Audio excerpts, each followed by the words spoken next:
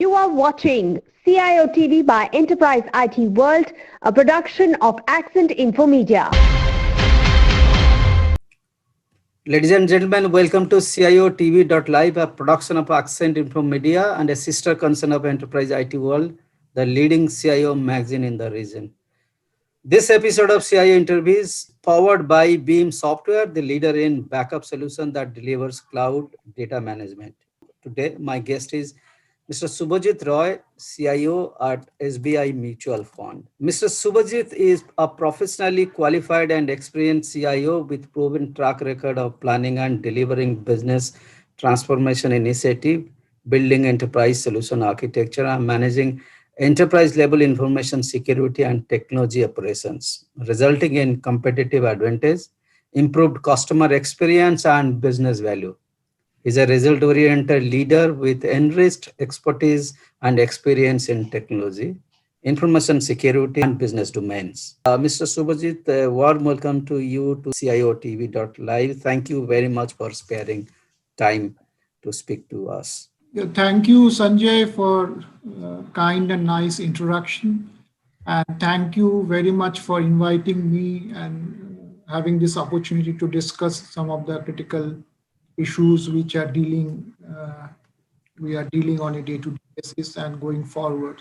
So I hope it will be an engaging discussion with you and which will be, I think, beneficial to a larger audience. Thank you. Absolutely. Absolutely, sir. So you are managing one of the large BFSI companies in India from the IT and security perspective. How has been your experience during this pandemic for last 9 months? Yeah. So I would like to break down this your question in two parts. First, I will just give you some generic my experience with this pandemic when we started this pandemic and result in lockdown. And then I will try to describe what our company and other companies have done to overcome the situation or to meet the requirements. So if you know, so describing this event, this pandemic and lockdown, it's an unprecedented event in the last maybe 100 years. Okay, so it is described as a black swan event, which is an unpredictable event beyond anybody's normal expectation, and which can have a potentially severe consequences. So we never have experienced that kind of event.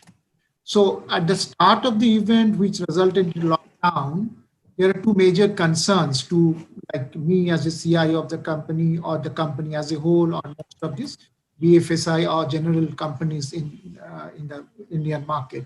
So one is this possibility of a large scale disruption in the business operations, right? And second, obviously, the loss of customer confidence and increase in customer queries in terms of customer servicing and related aspects of customer servicing. And obviously, the fear or the challenge whether we will be as an IT team, IT head, whether we'll be able to meet the business expectations, which were totally unknown. The disruptions, what is going to happen was unknown to most of us. So from the employee perspective, from the customer perspective, entire onus was on IT, whether we will be able to meet the unexpected challenges. And obviously the digital maturity would come into play when situations were unfolding. And obviously there are various risks among us in terms of various companies we are operating in, especially in the BFSI, there are specific risks. So from the BFSI company in particular, there are two types of challenges we faced at the beginning. So I'm talking about maybe if we take you back to sometime in 1st or 2nd week of March or towards the 3rd week of March, we were facing two major challenges. One from the business challenges, which in our case in BFSI or mutual fund domain or asset management companies, where basically primarily three aspects. One is the liquidity management, how you manage your entire money, which we are managing today. We are managing a large amount of investors' money, which are retail and corporate investors. So how you liquidity management and the resultant risk management. So these two were become paramount in terms of investment management and risk management. And second part of business operations were how do you sustain your sales, marketing, and other related channels operations and channels as it is, because everything was very, very unprecedented. People were not prepared. And second aspect is obviously on the operations side, that business continuity, right? Yeah. So IT were more concerned whether we would be able to meet the business expectation in terms of IT operations, IT access, remote access, customer support, capacity and capability became the key issues for us, whether we are really capable to meet the challenges, where we are have the required capacity to meet the challenges and also sustain. And also that time we were not aware whether it will be a few days, weeks or months, so which was totally unknown to us. So agility were really in question in that. And if you look back now, it has a huge impact on the Indian economy and global economy. If you look at the statistics of Indian economy in the Q1, we had a contraction of almost 24% of GDP of the country, which I think slowly is picking up. And some of the sectors were hugely negatively, badly affected, like your tourism, hospitality, aviation, retail. And some of the sectors had to cope up with the different approach. So BFSI mutual fund is one of the sectors. We had to face different challenges, cope up with the demanding situation. So what resulted into a different people's perspective from the income savings.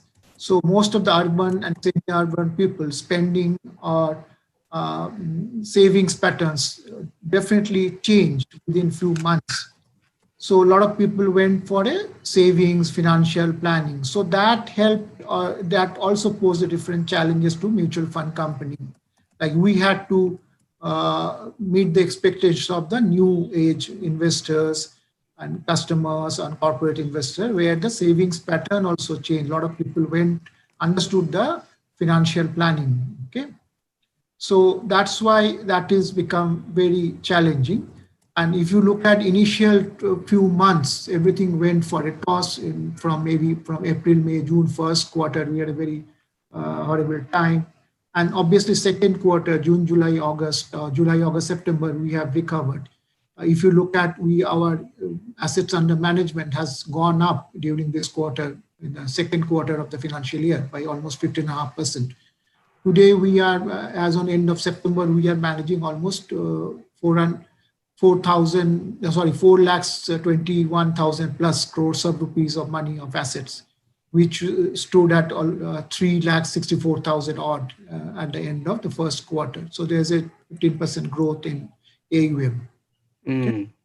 So there are volatility in the stock market and the volatility in the other resultant volatility in the equities and the mutual fund markets also.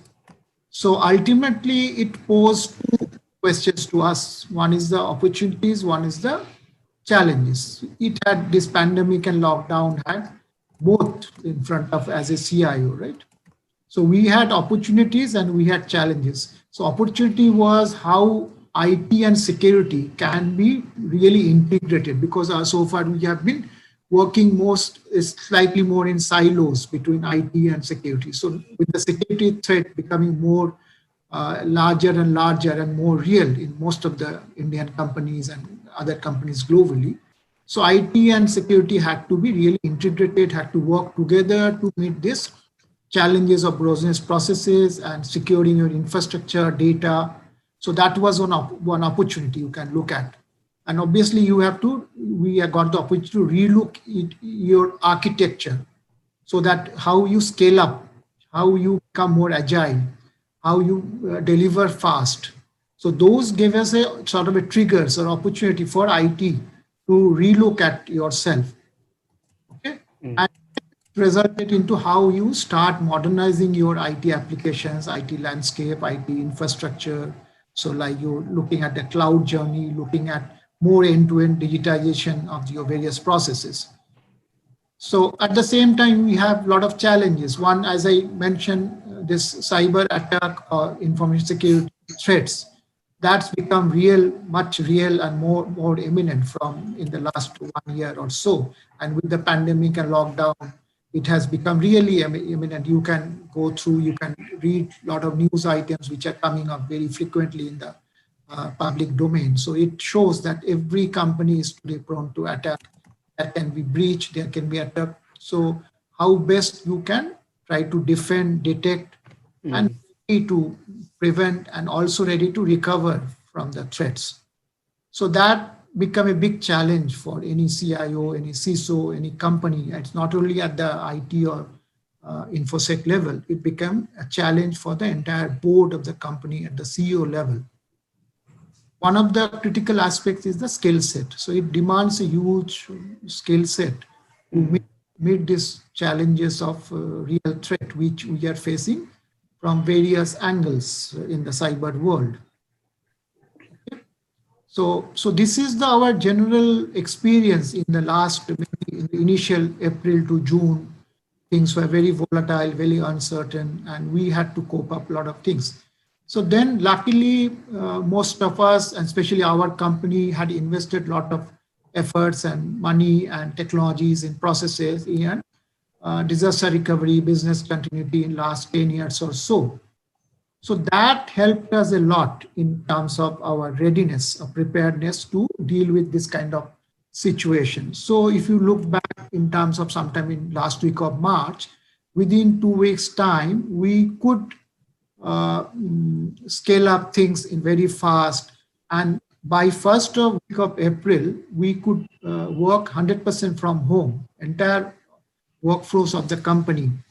In the corporate office, in the branches, everybody is working from home, 100%, which was really unexpected. And we could achieve this unexpected within a maybe 2 weeks' time, which was really remarkable for the IT and digital team. So it was not only for the employees, also for the customers, distributors. Most of the business, internal, externals, were largely unaffected, barring few initial hiccups, which obviously will be there in this kind of situation. So thanks to IT maturity, digital maturity, IT team and digital team's efforts and tireless efforts in the initial days, so we could meet the business expectation of the CEO, management of the board and other in terms of IT, digital, also in terms of security threats. So how you keep everything agile, right? So that was a remarkable effort, I must say. So at the same time, there's a huge trade-off. You had to provide all the facilities to all the employees internally so that they can work securely from home anytime, all the time. But at the same time, now there's no boundary, right? There's no data center, or data center is there, but there is no official or office network kind of a boundary, which used to be within the office. Generally, used to work in an office environment in our company. So suddenly it became boundaryless. Everybody is working from anywhere. Okay. So we had to provide them a secure device. So because unsecured device poses a huge challenge today. So obviously we had to provide laptop to each an employee. We made this laptop secure as per the configuration of our policy. And also we have to have a secured connectivity between the endpoint and data center. So those where we could achieve within a 2 weeks or 3 weeks time to a large number of employees, which was really excellent. But at the same time, going forward since April, May, June, we have to keep monitoring the traffic from the cyber security threat or various threats. So data is a big threat today. Compromising the endpoints like laptops, and today laptops and mobile phones, every device today are used for various applications. So that's compromising of endpoint that you have to be again protected. Then there can be a lot of malware attacks, phishing attacks through social engineering, email. So this is very common. So just building this awareness among this large number of employees who were traditionally not very much bothered about information security and threats because they were more bothered about day-to-day operations. But today you have to involve them. Otherwise, it's not possible for a company to defend the various threats and to keep your information and infrastructure secured. So this has a very, very now big responsibility on company from the technology committee of the board, CEO, and it passes down to the IT and CIO and CISO. And ultimately, again, you have to involve each employee by training, by simulating some phishing attacks, and making training mandatory, and making scores available to them. So these are my experience so far to in this in terms of pandemic, and how we try to cope up and face the reality. I have heard stories from the CIOs, the dongles were provided. But the question is that the connectivity that you are talking about is a VPN basically. But the basic network was not available, and network was, I mean, the coverage of network was not that so secured. Even till now also, I'm sitting at home, my network, maybe my service provider, Airtel or Vodafone, doesn't provide that much of secure network. So what is your experience? How do you manage that part of the thing? Yes, endpoint you can do, but you cannot actually give them the secured bandwidth, the Wi-Fi that they are receiving, the connectivity they are receiving from the service provider. Yeah, so there are Otherwise, there are two aspects. One is most of the people have been working from home, so their point connectivity, which is obviously challenge for everybody, which we had a very limited control in terms of bandwidth and the security. That we had to do a lot of campaigns, awareness trainings on the information security and cyber security. So that has been very, very, if you look at last 6 months, so every week we are sending awareness mailers. Oh, okay. Information security from HR, what do's and don'ts. That the first day itself we made a standard operating procedure. The employees that with do's and don'ts of information security. So that it's not a foolproof obviously method, but that's the only way we can educate, make people aware. Okay. So, and obviously on top of that, we had done two things. One is that we have delivered these endpoints to the people, which were secured. We are not allowing people to access our network from any device today. Okay. So we are giving our corporate devices, laptops to people, and which we have made a secured configuration as per the standard. Okay, from the operating system, putting a DLP, putting an antivirus, EDR, and other tools, right? Patch management tools. So this we try to give only those devices which are secured as per our company, and those people can only, and we are ensuring you cannot come to our network with your own devices. So that is one we have done. Okay. Second part, obviously, we have ensured through a, as you said, is a VPN kind of a path which we have established between the endpoint and data center. So we have ensured a VPN, and we are monitoring the VPN on a round-the-clock basis. So now this question of SOC, that is Securities Operations Center, which has become very, very vital for organizations like us. They have to now work really overtime. And if you look at the statistics we are seeing since the lockdown started, if you look at the report of any SOC of our company, other companies, there's a huge change in, so we talk to you later. So how the attacks are being done, or attempted attacks are planned, or how things are happening, there's a huge surge. So that's obviously that SOC, the Security Operations Center, has become very critical, and every day we are getting some incidents, alerts, and we need to mitigate on a continuous basis. That's why this challenge of info security and cyber attack has become really very, very eminent and real. So we could, so as I was telling you, our disaster recovery and business continuity planning was quite matured over, it has matured over last maybe almost 10 years. We started first maybe. So that's why due to that good maturity of disaster recovery and business continuity plan processes, and we used to have a very regular DR drill to simulate kind of a business continuity, disaster recovery both. Okay, so that helped us a lot to start off within a couple of weeks. We had to only scale up our VPN infrastructure, scale up our centralized bandwidth infrastructure, and we had to provide secure laptops. And also, obviously, we had to work a lot of on the security, especially on the firewall and other infrastructure on security. So this DRBCP plan and our maturity has helped us to really scale up this kind of a work from home scenario within a couple of weeks time. And obviously IT and InfoSec had to really work overtime, right, to deliver this, because it was not an easy task for IT and InfoSec to deliver, because everybody expected to get their laptops and start working from day one.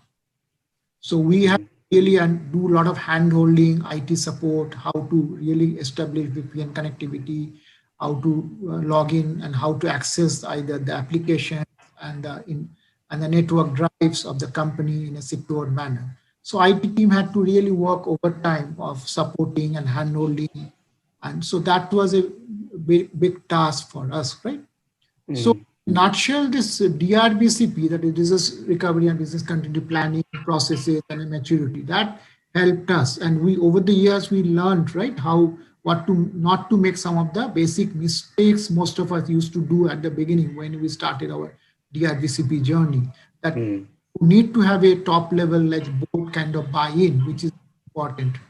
And it should be a business impact analysis should be done so that you know which applications are really business critical and what is the RPO and RTO expected, so that you need your infrastructure ready for that. And it should not be looked upon just a IT or technology kind of effort. It should be a business effort to involving the business departments. Okay, and obviously testing and updating your DRBCP plan and drills very regularly. And obviously you should look at from the risk management. So if you look at today in our company, this InfoSec and DRBCP is primarily working under the responsible risk management team. So focus is risk management, not a technology management. So this has helped to have a good governance also structure in place, right? So that we are doing good or not on DRBCP. And this kind of a pandemic situation, whether every day we are able to offer the seamless experience to all the users, internal as well as now customers, because now we can go back to the next in the discussion maybe on the customer side, distributor side, which is the external part. So both critical, internal, external stakeholders, right? All right. So what is your advice? What is the piece of advice that you have for the peers or the budding CIOs? They are also traversing the same kind of experience. They want to bring in some practices to their infrastructure. So yeah, so there are so many aspects now today you have to deal with. As a CIO, now you really have to deal with so many aspects, right? Not only technology or technical aspect, you have to deal with other non-technology aspects also. So to be really effective or good CIO or strong CIO, you have to have all these qualities today in place, and you should be really good in some of these qualities or prerequisite. So according to me, obviously, we have to really look for value addition as a CIO, as a IT team. Always you have to look at, so earlier days of like a support, cost optimization, cost reduction, those are the key deliverables or key KPIs are not today relevant. Today, as a CIO, you have to drive the value addition to the company through your IT team or as an IT organization. So that becomes the first and foremost focus or goal of CIO, and you have to work towards that.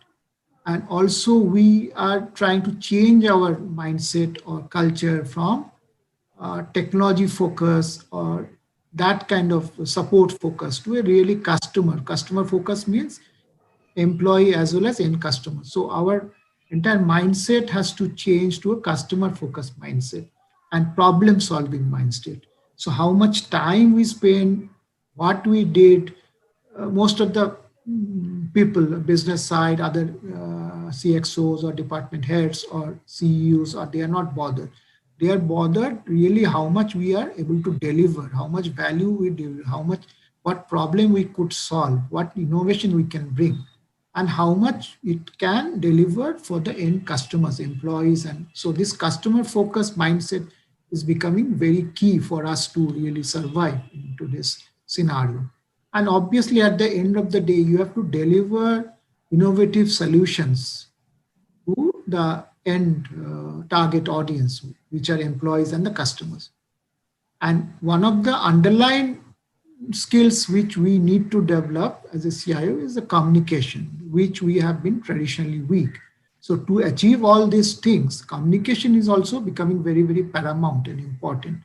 So how to communicate, what to communicate, and what frequency to communicate to various people. And so that, and how transparently you communicate, how you publish your dashboard, so that people know what you are doing. So those, the communication as a tool, you have to be very strong today.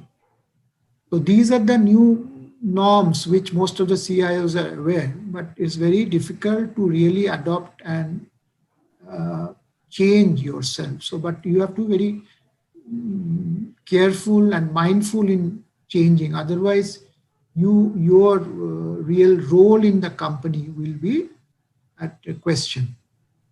Other part is that to deliver the in terms of this kind of pandemic uncertainty, you have to be very good in science planning. So I don't mean planning in a long term.